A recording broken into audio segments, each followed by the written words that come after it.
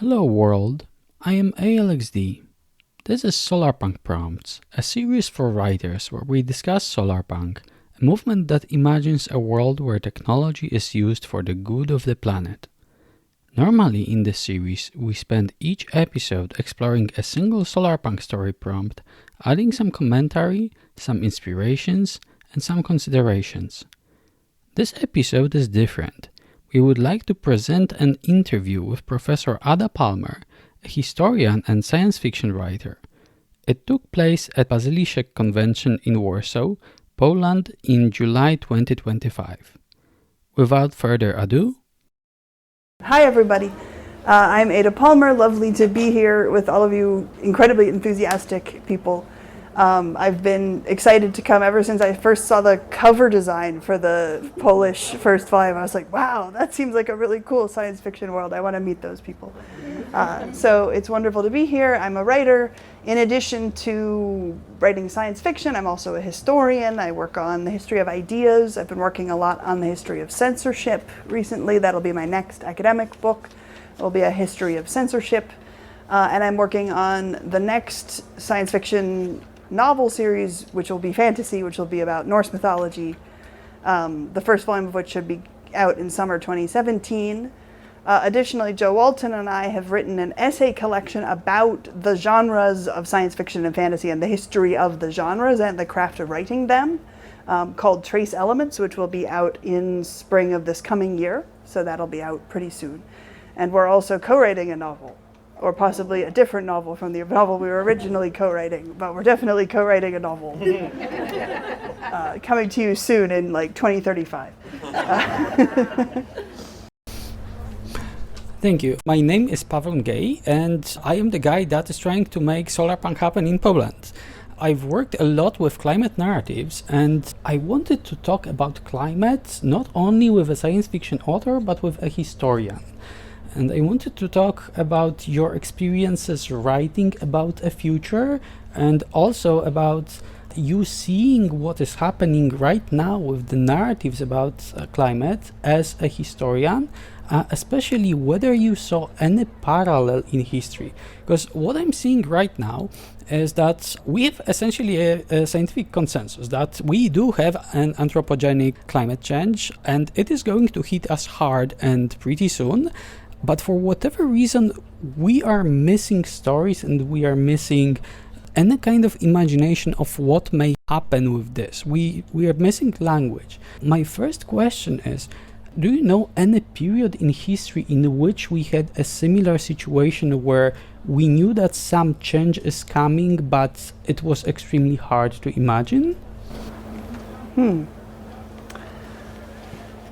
So, I cited this book earlier today, but there's a very good book by the historian Eugen Weber called Apocalypses, plural.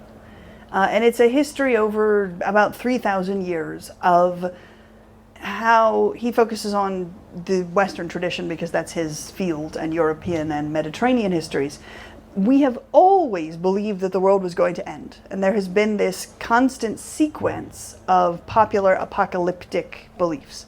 That as soon as one of them has passed by and is clearly not happening, another one develops. That at least within European old societies, we have perennially believed in the end of the world. And every time we get saved and it's okay, we come up with another one. And it's psychologically fascinating, but it's because the end of the world is very emotionally relaxing. If the world is ending, you don't have to worry about building things for tomorrow. You can just go home and bake a pie and live your life and not feel that you have the burden of the future on your shoulders. And it means that, yes, there's a crisis and your fears are real, but you don't need to act on those fears because the world is going to end. And we are seeing right now a lot of people flipping straight from climate denial to climate despair, because both of them are equally a complete relief of the burden. If we are doomed and there's nothing we can do and it's the end of the world, we don't have an obligation to take action. It's believing that it's real and we can do something about it that is exhausting and stressful. And it's much more relaxing to believe in the end of the world. during COVID, and we must remember that the onset of a pandemic is another apocalypse scenario, right? And everybody's minds are going to the many science fictional narratives that begin with the arrival of a plague, and then it's the end of the world, and then we have a post-apocalyptic story, right? All of those narratives rose in people's minds, and a bajillion reporters contacted me and all of my Renaissance historian colleagues to ask us, if the Black Death caused the Renaissance, is COVID going to cause an economic boom and a stock market boom? And this was such a terrible question that my book, Inventing the Renaissance, which began as a blog post to try to answer why this was a bad question, is an enormously long 240,000 word book. To answer your questions, here is our problem. Yes, we have models of this. However, because we're so bad at telling these stories, we tell those stories badly too. Because if we correctly understood what the Black Death did, and if we correctly understood what the fall of the Western Roman Empire was, they would help us, and they would model this. But we don't. The versions of them in our textbooks are just as fictitious as the zombie apocalypse stories. And we talk about the fall of Rome as if one day everyone is walking around in togas, and then the next day it's a wasteland and there are some barbarians on horses. And it's Mad Max, except with horses instead of with motorcycles. And that is the version that we get in textbooks when we're kids and we're growing. And similarly with the Black Death, we get this, it swept through and everybody died. And then there was just rats for 150 years. And then there was the Renaissance. And we don't tell the complicated versions of, well, so it hit and it disrupted the social order, and it meant that social services shut down and transportation networks shut down. And what are the actual effects of this? The actual effect is that if you're living in some part of the edges of the Roman Empire and you now go to the market, there's no fruit out of season. And there had been, because it was brought from other parts of the empire. And there are no maxi pads and menstrual products, because Roman maxi pads were sea sponges harvested off the coast of Spain and exported via trade networks to the rest of Europe. And so you can't get them anymore, and you now just have to wad up rags and shove them up there, and it's just not as good, and it's just uncomfortable, and now your life is just not as good as it was back when you had comfortable maxi pads and you could get apricots even when it wasn't apricot season, right? It is, you get a lower quality of life. And that's the actual effect for most people living in the empire of the fall of the Roman Empire. And then there are the decades of economic shift where, one particular city was mostly a trade exporter of something. That export falls apart because there's no one policing the roads. So trade is intercepted, so that city needs a new economy. Does it succeed in developing a new economy, or does it empty out like Flint, Michigan, and that city ends and becomes something else, and the population moves on to different cities or villages that develop at the time that are economically successful? In exactly the same way that we saw during COVID, some industries just died, right? Like tourism. And some industries absolutely boomed, like board games, right?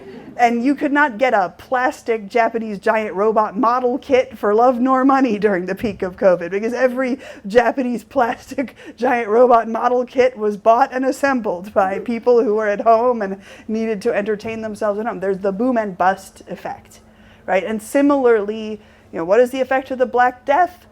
The bottom falls out of the walrus ivory market, because people aren't moving on the roads as much, because one of the things that's always disrupted in a majorly disruptive moment is trade. And so luxury good markets fall apart, and those northern economies in what we can think of as post-Viking civilizations that had depended upon the luxury walrus market go bankrupt and give up, and those settlements die out in exactly the same way Flint, Michigan died out when the auto industry left. Right? These are the complicated, messy, nuanced economic answers to what is climate change doing to us and what is being hit by natural disaster doing to us. And it's the real answer to what did the Black Death do and what did the Roman Empire do. But it's not the answer we are taught when we are taught about them. We're taught the Mad Max answer. And so we don't have this apparatus for talking about climate change because we don't even have it for talking about the real times that it's happened in the past. We don't like narratives that end with, there's a lot of economic shift and in the end everyone is uncomfortable and can't get apricots. It's not a satisfying and interesting and narratively compelling answer. The world ended and then there was ruins and barbarians is a satisfying answer. And so even nonfiction histories give us that answer much more often than they give us the ones that would prepare us for our present. Thank you. And building on that, maybe a question to more of a writer than a historian now. What can we do to actually start telling those hard, complicated stories? And I don't know if we can right now answer how to make them appealing, but I've been working with a lot of writers as some kind of expert, helping them with some climate narratives, and I found that at some point we are hitting a block, even if you have an expert to research stuff for you, because some things are extremely hard to imagine. And today during your panels, you mentioned two quite important things. One is imagining partial successes and talking about partial successes. And the second is something that I've been myself trying to hammer into people doing solarpunk, which is considering hope as hard work. Could you tell us more about how you see those two within the stories, and have you encountered other authors struggling with those? I think every single author struggles with those, and certainly I do. And historians do a lot when we realize that that is the actual structure, a complicated and multivalent cause. But that doesn't fit in the abstract at the top of the article, right? And it doesn't fit in the plot summary of the novel, and it's hard to turn into the narratives we're familiar with unless we use sort of cheaty techniques. So for example, if climate change is the adversary, it's very difficult to, it's very tempting to turn that into some one specific thing that can be defeated, right? And it might be like a pollution demon. If anyone has seen the old animated film Fern Gully, where there is a pollution demon and it's making the forest die, and if they defeat the pollution demon and drive it away, then the forest will be saved, right? And by turning it into a narrative with a single source of evil that can then be defeated, we make a narrative that is about saving the forest from pollution, but we give it an old-fashioned ending that is cathartic but not helpful. Or similarly, so many of them where there's, you know, the planet is being destroyed and there's one evil corporation that's at the center of behind it, or there's one evil politician that's at the center of behind it. And if we defeat them, then we've won, and then the next stage will be that everything is good again, right? The terminology that's useful for talking about this, which I learned from the philosopher Alexis Shotwell in her wonderful book Against Purity, we are good at telling stories about intensive evil, where the evil is concentrated in one place and one thing. We blow up the evil overlord's tower and we have won. We are bad at telling stories about extensive evil, where the actual problem is 10 billion humans, each of whom can't avoid generating plastic waste when eating lunch. And how do we navigate that when none of us wants to be committing evil, but the society is set up so that all of us commit micro evils many times a day, and there isn't an option to evade this.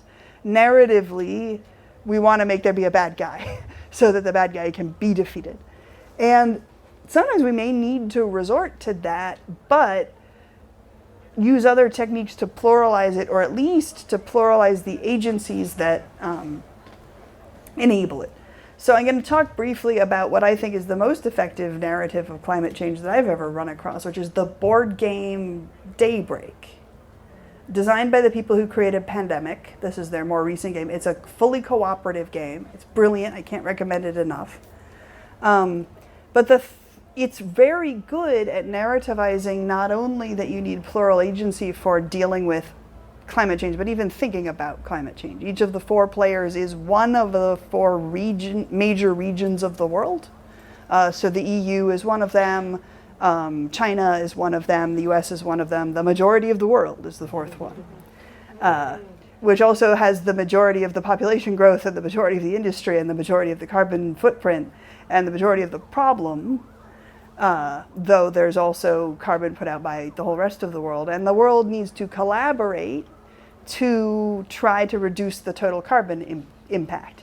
And if you are playing as one of the affluent parts of the world, if you're playing as Europe, it's very easy to green your own grid with your own resources, but the world still burns because you didn't help China and the majority of the world deal with their much larger carbon imprints. And if the US sits on its butt and just greens its own grid, the world also burns. But what's really good in the narrative is that it combines that you need solutions that include technology but are not just technology. And you might draw a card that is a new technology that will let you make your industry green. But you can't just deploy it. You have to play it on a stack with the correct combination of other cards that are funding and grassroots activism and other things that empower the implementation of that technology. Otherwise, the technology just sits in your hand, right? And so we have plastic, clear packaging type plastic now that just dissolves in seawater in an hour into no microplastics. There's actually perfectly safe organic gone. But the process of replacing our packaging plastics with that slightly more costly to produce packaging plastic is going to take a lot of action. It could be government action. It could be grassroots action. It could be, human beings boycotting the companies that don't do this. It could be philanthropist action. It could be cultural solidarity kinds of action. There are lots of, it could be investment capital that decides this is something that they can get rich on. There are lots of different sources of the activation energy to make that rollout happen, but you need some of them or the rollout won't happen. The technology doesn't save the world. The people putting together the infrastructure to implement the technology saves the world. And you're playing as the region, you're not playing as the government, right? And so sometimes you're playing and you're the US and you're doing what the US in this game does best, which is doing a whole lot of research and sharing it with other countries, and then you draw the authoritarian regime card and you're not exporting that stuff anymore because you have an authoritarian regime, and that sucks. And you need to work together with the rest of the world to put together the stuff necessary to get rid of the authoritarian regime, and meanwhile do as much good as you can while the authoritarian regime interferes, because the player isn't the authoritarian regime. The authoritarian regime is something that hits you, like a flood or a hurricane. You can draw a flood, you could draw a hurricane, you could draw a war, or you can draw an authoritarian dictator. The country, the government isn't the player, right? The region, all of the people, all of the different organizations, all of the grassroots efforts, all of the corporations, all of the scientists, all of those things are the narrative, and all of them are acting and have force, right? So that's how it can be narrativized in a game. And it's great in a game. Games are really good at communicating pluralness and plural agency, and the 4 players have to work together to make this happen. How do we make it into a book? Much harder, because we want to follow certain characters and have these challenges. And I think it's very difficult not to have a few core characters that we're following. There are techniques for jumping from POV to POV that used to actually be more common in literature than they are now. Joe and I worked together on an essay called The Protagonist Problem, which is in the forthcoming essay collection, that looks at how before the 1990s, a much larger portion of our fiction wasn't about a protagonist. It was always a slight majority, but it was much more common for there to be other structures, like a tapestry book in which every chapter is from a new point of view as we follow things along. Or what's the Coin in 9 Hands book, where we're following a coin, and every time the coin changes from one person's purse to another, we're now following a new point of view and moving through space. Right? Those used to be a substantial minority of fiction and are now a tiny minority of fiction, for reasons having largely to do, I think, with Hollywood/video games. But I don't want to spend a lot of time on it other than both Hollywood and video games give us incentives to have a hero central character. And the 1990s is the point at which those become a large slice of the fiction that we're consuming, which then means a new generation of writers grow up who have consumed more protagonist fiction than previous generations had. And that just became a larger slice of the way we're taught to think about fiction. But you can still follow a few characters without having all the agency rest in those characters. And here, jumping for a moment into Terra Ignota itself, minimizing spoilers, at the point when communications are disrupted, we are looking at the characters whose point of views we're used to following.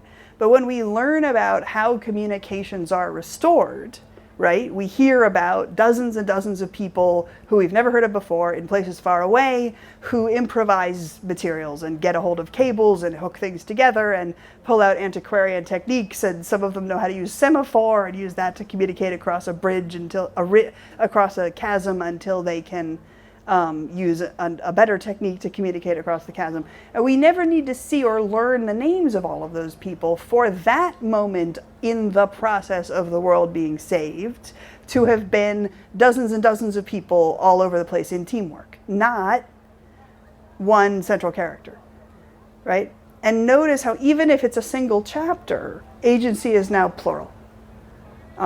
I have a friend, and I'm giving long answers and we're going to run out of time with few questions, but long answers are worthwhile. I have a friend who works for one of the world's largest internet service provider companies. So the company that makes the internet run.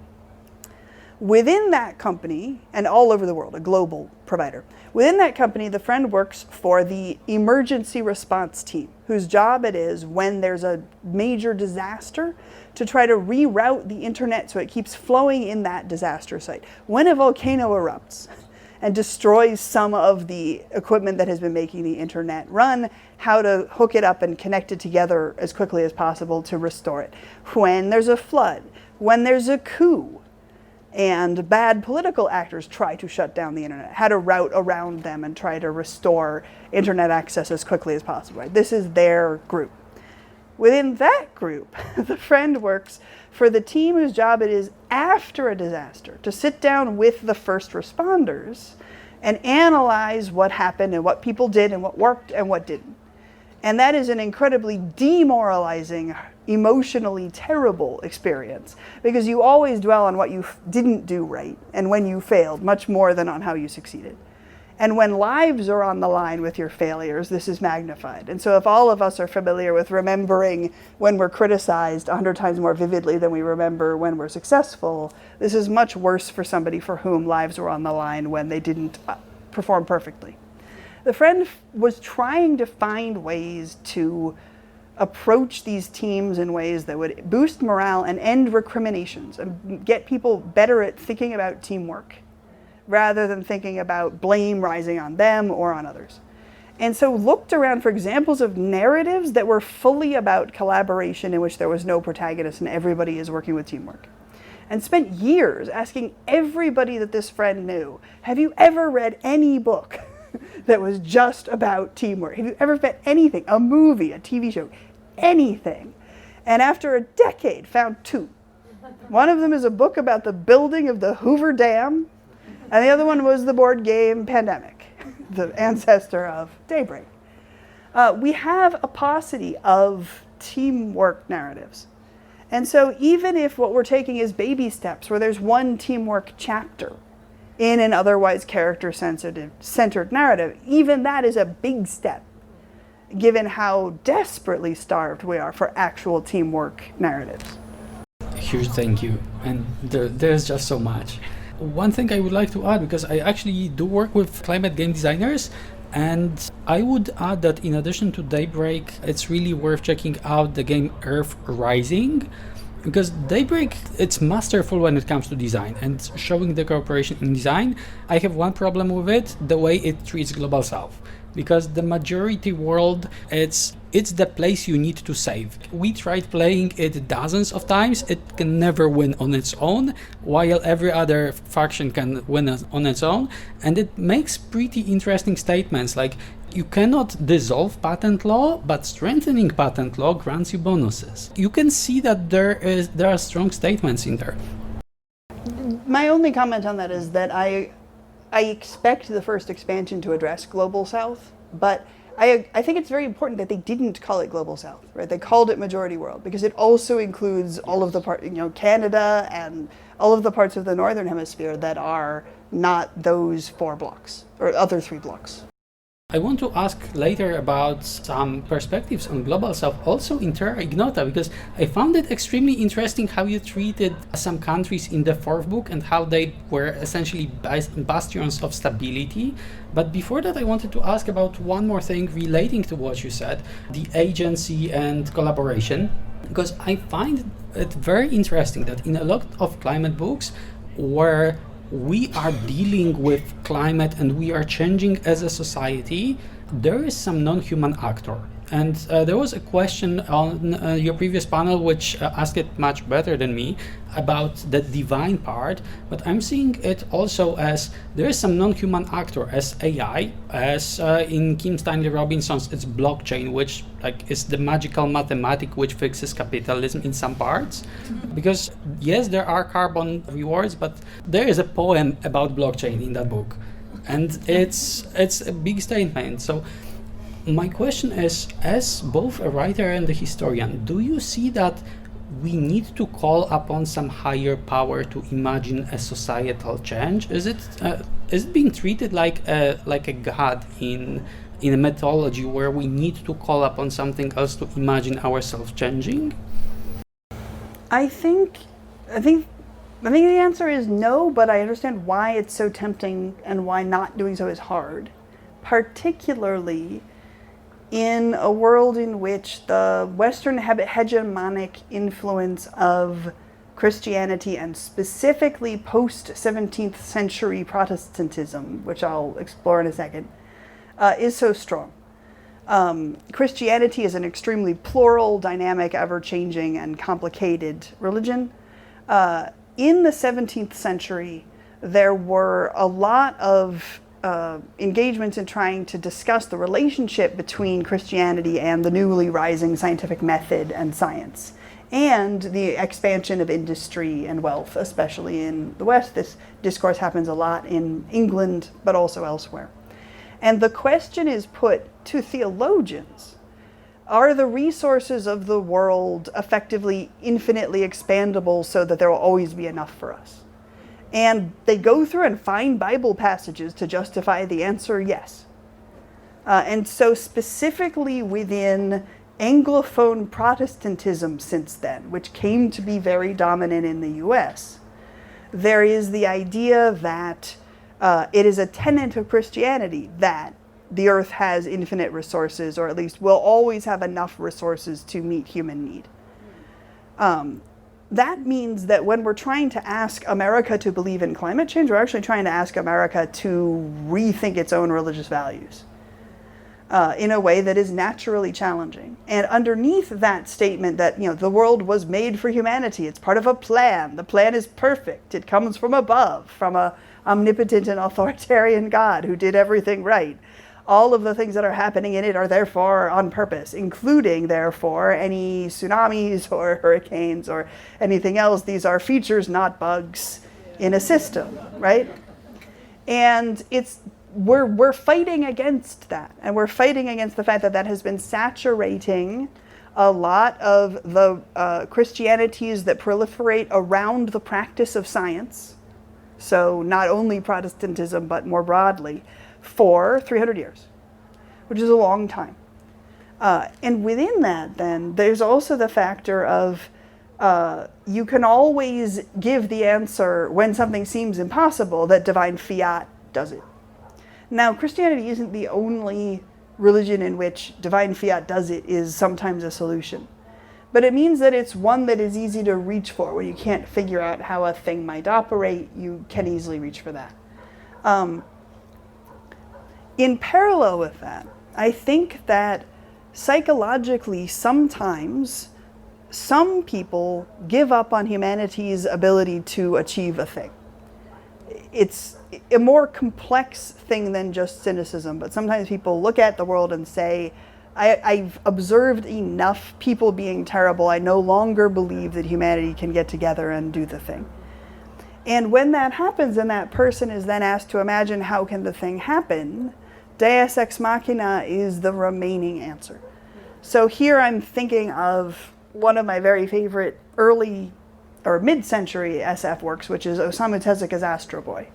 I work a lot on Tezuka's work. Those of you who have read Terra Ignota have seen that it's full of references to Tezuka and his works. Mushi of Mushi Mojave is named after him. And Tezuka was very interested in and horrified by, but fascinated by, the human propensity toward genocide. He was a teenager during World War II, just young enough to barely not have to go into the army by the time the war ended. But he witnessed the firebombing of Osaka. He was very critical of his own government's role in this and very aware of censorship that wouldn't let people after the war in Japan talk about the role that racism and genocidal impulses had played in it. When he wrote Astro Boy, one of the reasons he did so was that the government wasn't bothering to censor children's comics. And so in a world in which you couldn't publish anything that talked about what was the war we just fought, why did it happen, what were we doing, were we the bad guys? Probably yes. Here are the bad elements of it. You could publish a children's comic about robots campaigning for robot civil rights and robots trying to get the vote and anti-robot hate groups and a dictator called Hitlini who is trying to wipe out the robot population in his society with a genocide, and also uses bombs that make little mushroom-shaped clouds when you destroy cities with them. You could do this in children's comics in a way that you couldn't in adult ones. And Tezuka wrote more than 700 different works. I know this is a long-winded answer, but I am getting to the answer. Tezuka wrote more than 700 different works, the vast majority of which are first contact stories. In every single one but one, the first contact escalates into genocidal violence. And ends with the genocide actually succeeding and the one or the other of the races getting wiped out.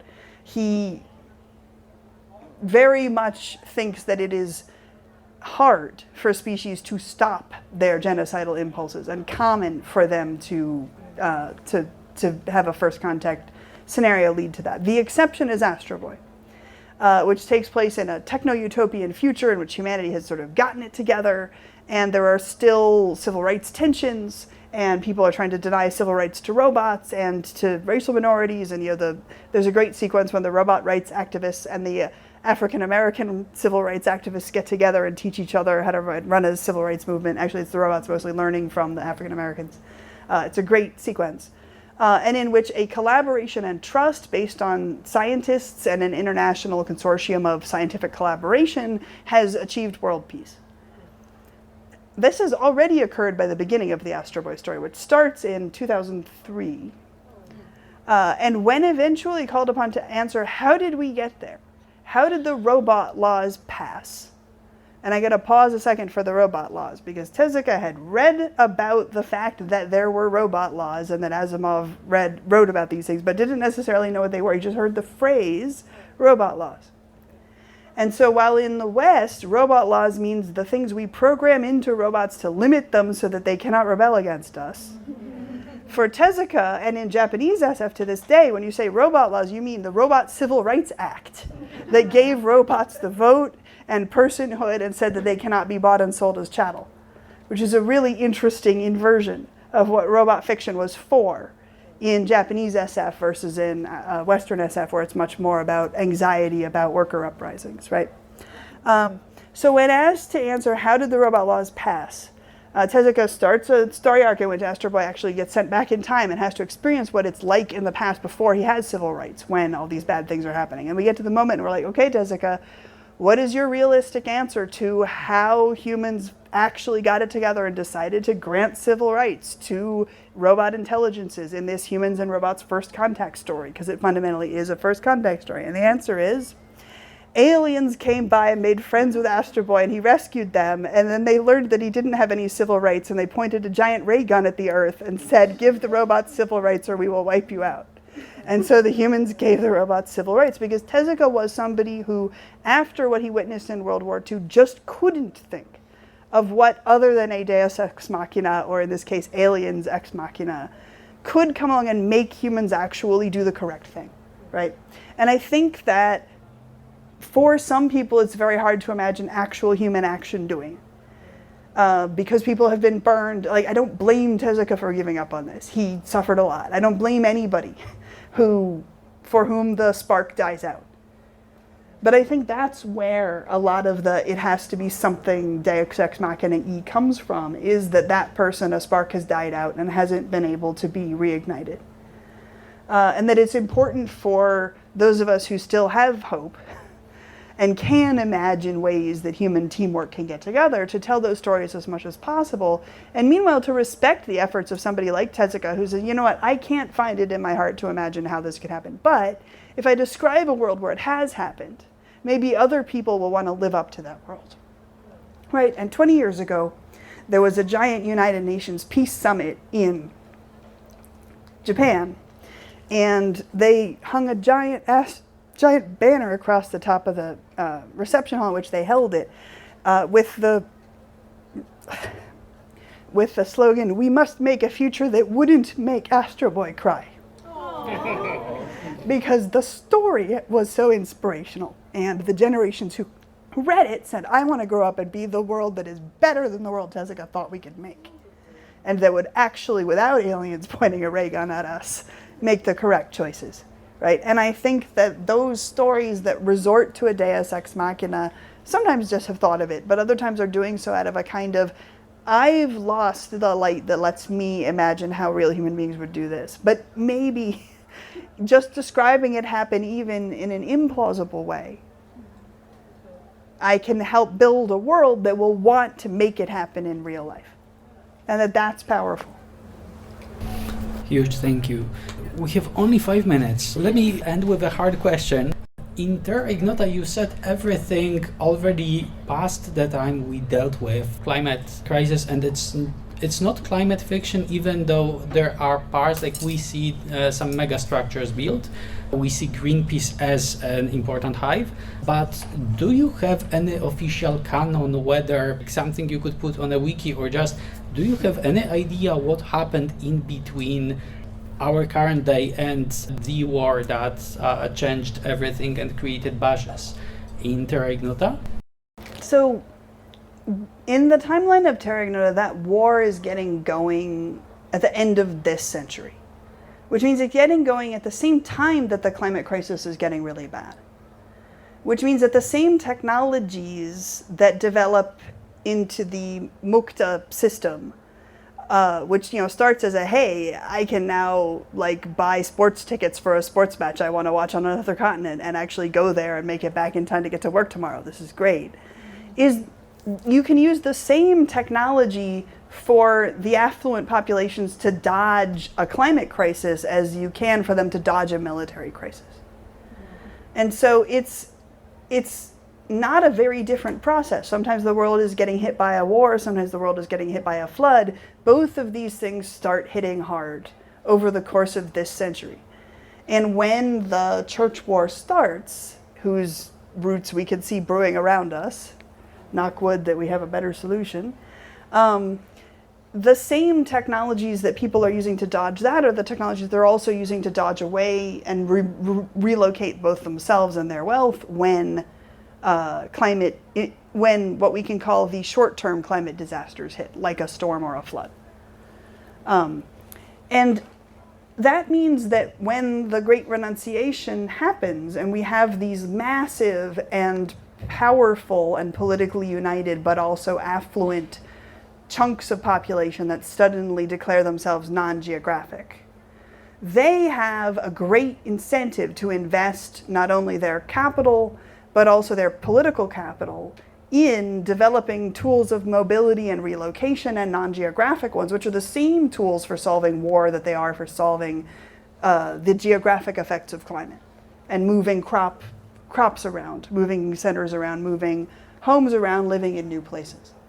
So that I can't say that there is any separation between the way in which the Terra Ignota world weathers climate change and the way it weathers what for it is World War II, because as we know from book 3, historians in the 25th century argue about whether the First World War ended in 1945 or 1989.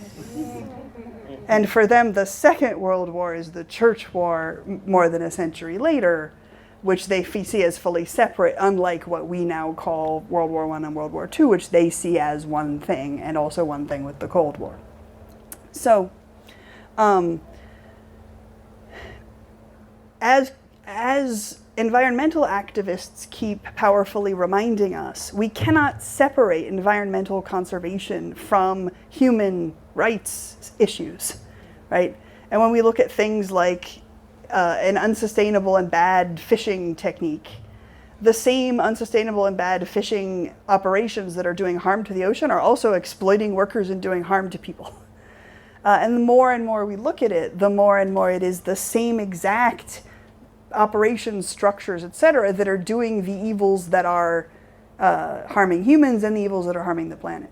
So we're going to solve and address these things. We're going to have to solve and address these things systemically as one thing. And when you sit down to ask yourself, should I be using my charity money on an eco cause or a human cause? That is a false binary. And anything that you're doing that is advancing an eco cause is also advancing people. And anything that you're doing that's advancing people is probably advancing eco as well. Because they're that entangled. There we go. They're that entangled. And so they're entangled in Terra Ignota as well. The climate crisis evolved its way into the world build of Terra Ignota as it was world built. Another reason it's not core to the world future, it's a thing the future had battered, is that the Terra Ignota future was already half imagined by the time I was thinking deeply about the climate crisis. And the question was then, okay, how does this affect this world, as opposed to this is going to be a shaper thereof? So that too is useful to know. I think we are out of time. So Thank you all.